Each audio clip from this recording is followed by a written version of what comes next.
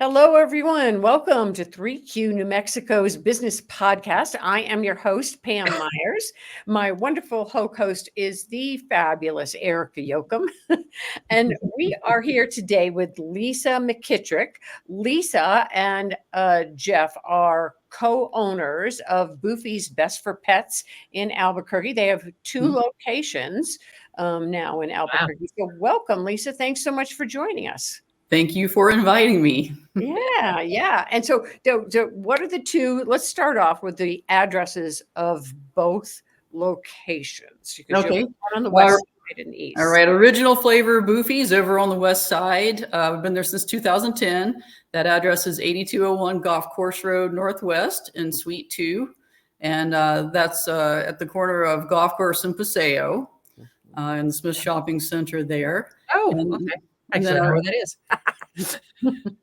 Then our newer store is on Cutler. They're at the pavilions at San Mateo, right there, right off Cutler and I-40. And the address there is 4610 Cutler Avenue Northeast, Suite A. And we're in between Wally World and Dollar Tree. Yeah. I love that. And what's the biggest difference? I mean, the size, there's a considerable difference in size of both locations, right? And you offer more services at the San Mateo. Yes, the San Mateo store, we have a self-serve dog wash with 4 regular stations, as well as a 5th private suite that has another tub and a walk-in shower. Sometimes larger dogs or dogs that have issues with mobility, that shower works really well. We also have an in-store cat adoption center there that's quite large. We partner with Fat Cats. We've always fostered cats including at the original store, but this place we built a dedicated area, and at any given time we have often 8, 10, 12 cats plus more that come in for these special adoption weekends. But yeah, there is a huge size difference that actually has an interesting impact on kind of the feel of the stores. The original store, that was actually a much smaller store when we got it, and we more than doubled in size over there around 2015 when we took over the space next door. But it's still, it's kind of large for an independent store over there, but it's a much more intimate shopping experience there. The other store is quite huge. If you double stacked them, because we have the high walls in there, we could actually fit 6 of the original store in there. Oh, wow. Yeah, there's a big space difference. We also have, a large area in back where we have inventory and storage and like staff and team space back there. But yeah, it's a very different neighborhood. It's a very, it just can't be with the size as intimate a shopping experience as the original. Yeah. Right. I love the new location. I did not realize that you had there. Did you say a private suite like for bathing? Is that? Yes. There's a private suite. We have like the 4 regular tubs that are side by side. Right. And then on the back side of where the bathrooms are, we have a private suite with the tub and the shower. So that works well for dogs that are reactive. And, we have a lot of reactive dogs that come in, or those that, you're trying to make it as easy and calm as possible. Yeah. Or they're just pissed about being there giving a bath in public. Mother, I do not look good wet, and you're making me do it in public. Thank you very much. The last time we were in there a couple of weeks ago, well, maybe about 10 days ago or something, there was some little dog. He looked like some kind of a bulldog, I think. And he was getting a bath, and he was not happy about it. And he was just talking the whole entire time and banging around. It was hysterical. I'm sure his dignity didn't think it was very funny at all. Huskies are some of the funniest because they're talkative dogs anyway, but they just sound like you're killing them over there. There was one in there, I could hear it in the back because you can hear all through the store, and he's going, why? Oh gosh. The bigger they are, the bigger the baby they are. Right. Oh yeah. Exactly. Oh yeah. I was just saying that earlier. I've never had a German Shepherd before, and so we have Dak, and he is the talkingest dog I've ever had in my life. and talks back and smart mouthed, and he's like worse than any teenager. I've had two go through their teen years, and they didn't talk back to me nearly as much as this dog does. And yeah. Here's the good thing: you will never have to pay for college for him. So there is that. Right. This is true. And you know how to stress out my dog? Give him a bully stick. He didn't know whether to eat it or bury it. Right. So like he gets this whole, there's an existential crisis of like, well, I don't know what you want from me. Like, I'm not gonna give you anymore.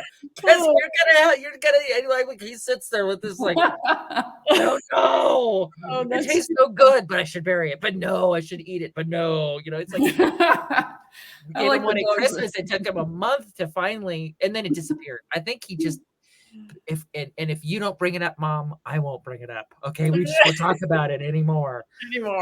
That's too funny. I think some of the funniest dogs are the ones that will take it out in the backyard, bury it, but they're so paranoid that anyone's watching them. You just kind of see them walking around like this. Yeah. Oh, yeah. It's like, I'm not doing that. I'm not doing that. One bone with the boxer. We gave him a big knuckle thing, right? Because he has a huge mouth, so you had to give him a big bone, right?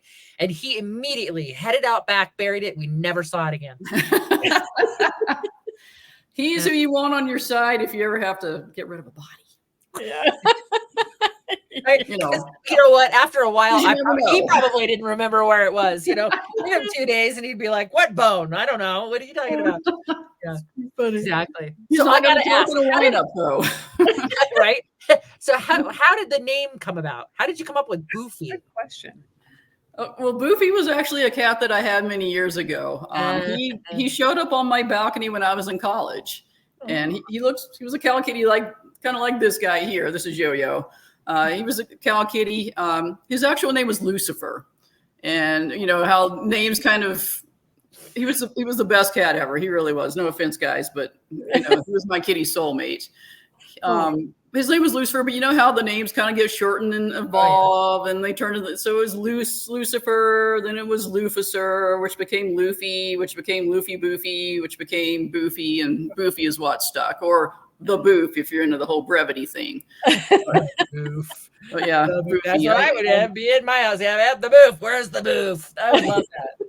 That's great. I love it. That's so sweet. Because Boofy is a word that's actually part of our vernacular in our house.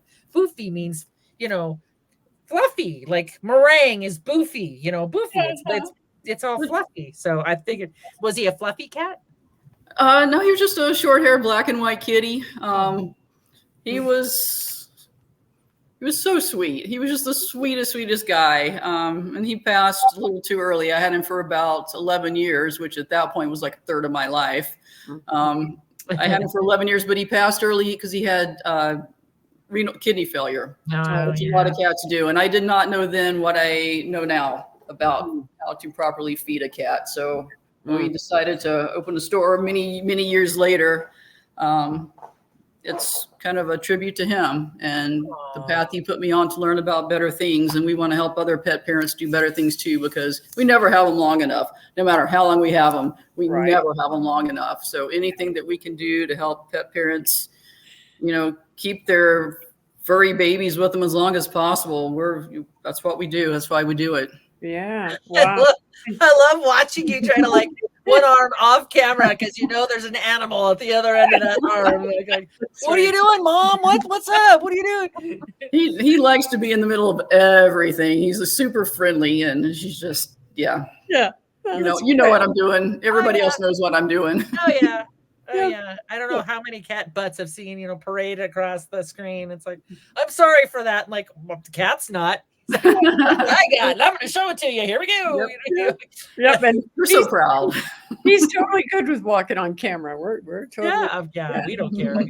It's fine. So go ahead, Erica. I was going to ask how you ever got into it. To go back to the point you just mentioned about that was what motivated you. So do you want to talk a bit about that? About how you? It was many years later before we decided to open a store.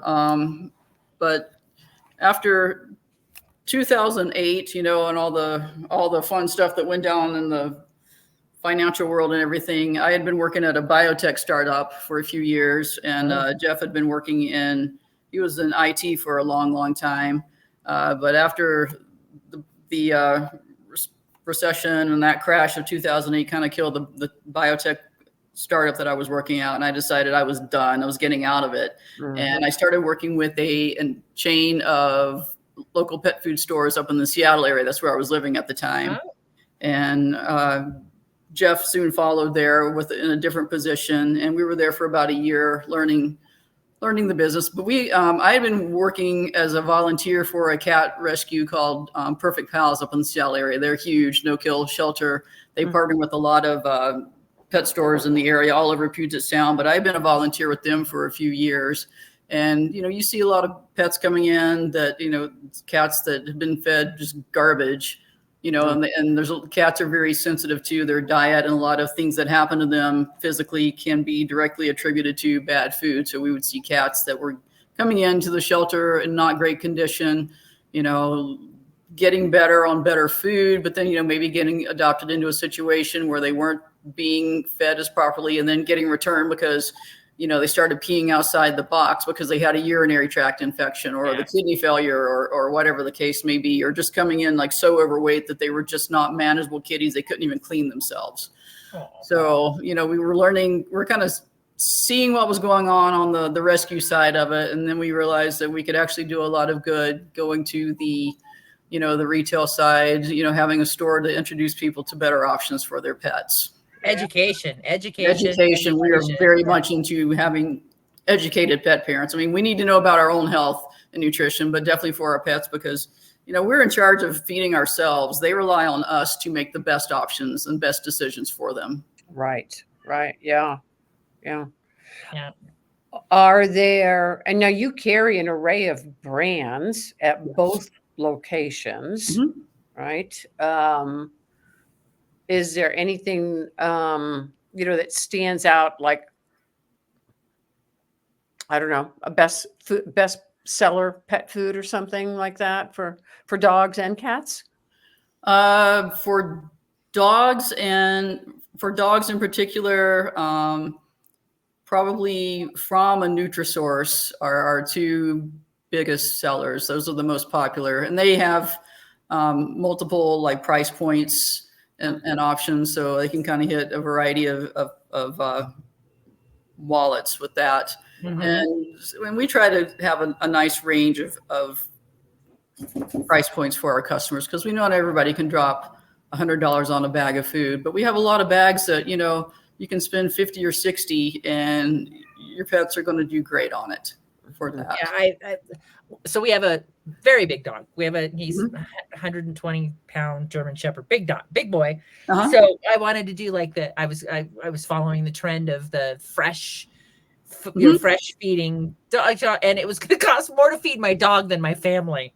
And I was like, I don't know that I think I'm going to have to figure out something slightly different with him, because it's not like feeding a Pekingese or a Chihuahua. Right. And if you have multiple, well, he's a big dog. And if you have multiple dogs, like I know Pam does, then, it's but you want to do right by them. So we, again, we try to do a variety of options, and we have raw food. We have the fresh foods, dehydrated, freeze dried. So you don't have to just pick one thing and stick with it. Even just, if you do a couple meals a week that are less processed than kibble or canned, then you're going to be helping in the long run. It doesn't take a whole lot of dialing back a little bit to make a big difference. Right. Yeah. And you carry all kinds of additional supplies that you carry. We do. And treats and toys and collars and leashes, harnesses, bowls, beds. We have all the fun, cool cat trees and all that. We have really good cat trees. Yeah, they have really cool cat trees, really cool stuff. You got to start them early, though. I got a cat tree mine are like, I just got it, and mine are 14. The girls are 14, and our boy is 8, I think. Okay. And I put it up in the living room, and they were all like, "Wow, that's cool." Yeah. Like, no, you're supposed to go, like, and they're like looking at me like, and leave your lap. I mean, this is warm. They that have is not. They do have a point. Yeah. But I mean, you know how cats are. Cats like to play it cool, and most of them aren't going to jump on. I mean, sometimes they do. They just don't want to give it all up in the first moment. They got to make you wait, Right. make you wonder. It may be 3 months, and it'll be like that cat tree is the best thing ever. But in the meantime, it's like, yeah, whatever. I'll just sit in that box over there. Is she looking? Right. Is she looking? Is she looking? Is she looking? Yeah. Oh, Right. I can't. Okay. Okay. Yeah. Exactly. They're like the cool girls. The two that I have. They're like the mean girls at school. Uh-huh. Right? I got mean girls. Yeah. And then you're always doing. You have someone that's there that gives training. We don't actually have a trainer there right now. She retired actually at the end of the year. So we're thinking about we're looking at options for that to see what to do. Maybe partner with an outside trainer because she was actually kind of in-house, but we'll see. So it's kind of on a break from that right now. Yeah, we'd like to get back into it. What's the if a pet owner comes into you, what is the most, if there is one, what is the most important piece of advice you can give to a pet owner? I would go with nutrition. Just do the best food that you possibly can. Sometimes it's not about what's in the food, it's about what's not in the food. And we make a point of carrying foods that don't have garbage fillers. I mean, we don't have like corn, soy, wheat, which are, kind of no artificial colors or flavors and things like that. Those are the hallmarks of not great food. So it's like, just, do the best you can. Do the best you can, but realize that, nutrition has a huge impact on health, obviously, but it also has a huge impact on behavior. And a lot of times that's an issue with dogs too. Cats can be that way if they don't feel like they're getting what they need. Cats are very resource oriented. If they don't feel like they're getting what they need out of their food, that can cause a problem and reaction. Dogs, or the dogs that eat things in the backyard that you don't want them to, or the itchy scratchy, or if you're itchy scratchy all the time, you're probably not going to be all that well behaved. If you're like with cats, if they only eat dry food, they tend to be subclinically dehydrated. And you know what it's like when on a day when you just haven't had enough water or liquids, you kind of got that headache, and you're just like, no, not feeling it. I don't like you or anything in the world right now, and cats can kind of be the same way. So understanding the connection between health and nutrition, behavior and nutrition, those are the things, but also just realize, just do the best you can. Right. Are you telling me that my dog going out in the backyard and eating the chicken poop is probably not? Well, probably not. You don't want to give him kisses afterwards. I know. That's what he always does. I swear to God, he does it just so he can come in and go, "Hi, Mom." Or lay down at your feet and cut farts that will kill. Oh, yes. It's gotten to the point now where it's really funny. So it's silent because he doesn't. He's not a big loud farter. He's a silent farter. But then you'll see everybody in the living room start going. It's like, oh, okay, it's not just me. No, it's not. Wow. Yeah. So yeah, but it's very true. We found that out. We had a Rhodesian Ridgeback, and we had him on. He came to us on Science Diet, and we've been using that for years, and it was great. And and we thought, oh, we're gonna go with the grocery store brand, like it's dog food, right? Oh my God, he pooped 3 times as much, and it smelled so much worse than having the higher quality dog food. Just that one. One upgrade to a higher quality food was just like mind-boggling for me, and that was my clue that better food means better health for animals. Yeah. One thing about that, especially with dogs, the backyard benefits. When you feed good, nutritionally dense food, you have to feed less of it. More stays in your pet, less comes out in the backyard. And if you look at the feeding recommendations between names I won't even say out loud here versus something that we have at our store. when, where you have to feed 7 cups a day just so they get enough of everything they need to get, because so much of it is cheap filler. I mean, the fillers are fillers because they fill up the bag, they fill up the tummy, not much else going into the dog, and then they fill up your backyard with just pure volume. Right. So when you feed, better food, you feed less and they get more out of it. Right. So it's not the huge price difference. If you have to buy 3 bags of garbage to equal, 1 bag of a decent food, you're going to save in the long run, and you're going to save on the vet bills, and you're going to contribute to the longevity of your pet. Yeah. Right. Yeah, absolutely. Yeah. Yeah. Are there, so, you have a great staff in both locations, by the way. Thank you. Yeah, they're always really well informed, and always great to just ask if you need help, which I love. That's super terrific. Anything, any other words of advice that you'd like to share with people about, shopping, buying for their pets? Things to be aware of, anything like that. Yeah. Well, as I mentioned earlier, we kind of have like the little laundry list of things to avoid in pet foods. If you see corn, soy, wheat, artificial colors, artificial flavors, anything that says byproducts, stay away from that. If you get rid of, if you look at an ingredient panel and don't see those on there, you're probably on your way to a better food. Granted, an ingredient panel from one food may not have horrific stuff in it. It may look very similar to another one, but then you also don't get the quality. You're not going to see like what the quality of that is. All chicken is not created equal. The brands that we carry, we're not getting them from companies that use things that are unfit for human consumption, the cast-offs of the human food stream. That's still good quality stuff, and that makes a difference too. Are you looking at a food that's got dead chicken or downriver cows in it? No, well, hopefully they're dead chickens, but the ones that died before they even got to the processing plant. Oh my goodness. Oh my God. I had a meme pop up in my head. Like, you get your dog food bag, you open it up and a live chicken pops out.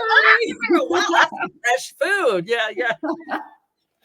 Well, fresh food, but it does make a difference. But yeah, actually explore. I mean, kibble's kind of been the standard for so many years, and kibble's really about human convenience, and it is more economical. But look beyond kibble. There's no such thing as a kibble tree out in the wild. Try to do less processed, fresher food, even if it's just a topper, even if it's just 1 meal a week, or things like that. Just kind of mix it up. I mean, beyond dry food, there's canned food. There's bone broth you can add. There's goat milk for hydration, things like that. There are just so many more options out there that can provide a variety of food for your pets, nutritionally different, texturally different. There's just so much that you can do and keep it interesting for them. Yeah. And fun stuff, treats and toys and things like that. Like with the boxer, we had to come up with ideas because he was no fun to give a treat to, because it would be like gone, never taste it, anything like that. So we had to get the kind of toys where treat dispensers, peanut butter down in the crevasses and that type of stuff. Yeah, things like that. All those kind of things. And we had to go up high because if he ate down low, he ate so fast that he would literally choke himself. We actually he's the only dog I've ever had in my life that we had to get the Heimlich to, because he was horking his food down so fast he was choking. So we had to get the tall things to eat off of and things like it. So be able to go in and ask people questions like that, and having that say, what kind of dog do you have? Oh, well, this is, feed them up high, do this, things like that. That was invaluable to us as we were learning with a new breed, especially if you've never had that kind of dog before. You have to kind of do the research and ask the questions, so that, because they're not all the same. Right. Nope, they're not. Right. Yeah. Every dog is different. And there's a lot of foods that'll do great for food or products that'll do great for any dog. And then sometimes you just have special cases or instances where you need to do something a little more tailored to whatever's going on with that pup. So that's why we like to ask the questions, what's the age, like activity level? Is your dog overweight? Is having joint issues or seasonal allergies? That's a big one around here too. So yeah. Right. Yep. How would you know if a dog is having allergies? You itchy, scratchy, licking are the biggest ones. And sometimes it can be very hard to figure out if they're having an allergic reaction to food or allergic reaction to environment. And sometimes if they have one, they'll often have the other. But paw licking, tummy licking, those are some of the biggest ones. We're just like scratching all the time, goopy ears. Frito feet's another one. When their feet get kind of yeasty, they call it Frito feet because of the smell of it. Those are signs that those are kind of food related. But you see some sneezing and some scratching too sometimes with environmental stuff. That's amazing, right? I mean, because my allergies suck. Pam, I know, has terrible allergies too. I can't even imagine having allergies that bad and not being able to say, "Hey, it's my allergies." You know, you have to really pay attention for those clues, huh? Yeah. Decipher what it is. Yeah. Well, and any kind of what illness or something that's going on with a cat or dog, you really need to be aware. It's tough, but it's a lot tougher with kitties just because cats, they're predators, but they're also prey animals as well. So they are always inclined to hide everything. It can be so frustrating when there's something serious going on and they hide it often to the point where it's past where you can do anything meaningful about it. Interesting. That one's hard, but that's a survival mechanism for them to not appear vulnerable and not act like anything's going on. And it's tough when you realize, wow, I had no idea, and now I can't do anything. So yeah, especially with the boys.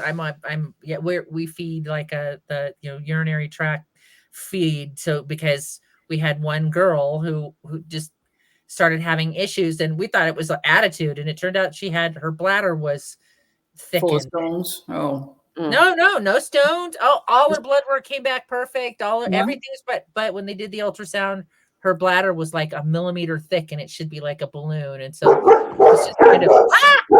she was just trying to tell us that that she was having this issue, but the only way she finally she peed on my son, and it was like I was trying to tell him she trusted you enough to let you know there was something going on with me to fix it. And once we figured it out, you feel bad because you're like, oh my goodness, but. Right? Thank you and I immediately thought UTI, and they said no, her blood work, her urinary, everything came back clear. But so she got a steroid shot, and we've been fine ever since. Oh, good. Yeah. But again, like you said, like you don't know until all of a sudden it's a thing. Yeah. Well, it's great that you're there for people so they can walk in and go, I don't know. Can you help me with this? I don't know what to do or feed or that kind of thing. So it's great that your folks are knowledgeable to be able to answer those questions. We want to have our team to be very knowledgeable and able to convey that information to customers, but we also in favor of making sure our customers are educated as well. And sometimes, I don't know, some professions find that threatening when their customers or clients are well informed. But really? This is the best thing you can do for your pets. It really, truly is. The more you know. Yeah.